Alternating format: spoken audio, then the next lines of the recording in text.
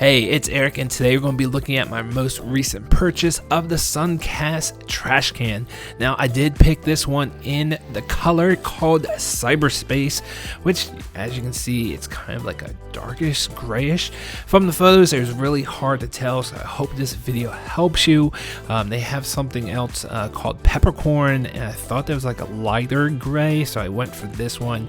Now, my father-in-law has this trash can in brown, and he's had it for probably 8 to 10 years, and he's never had an issue with this. He keeps it outside, he keeps it in the snow, rain, wind, everything, and it has never even shown any dents or scratches.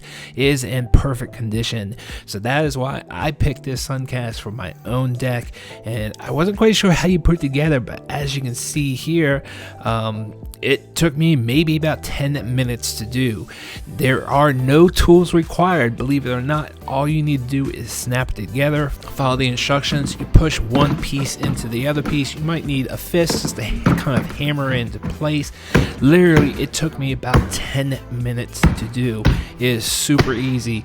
And for those who are wondering, yes, the lid does latch on. So if you're worried about trash blowing out or maybe animals getting in, no need to worry, because there is that little latch that will keep it shut. I do put a big black bag. I think these are like 40-gallon bags, maybe 39-gallon bags, but this is only a 33-gallon container. I like the bigger bag, so that's what I do, and I can't wait to use this out every day during the summer when I'm grilling outside.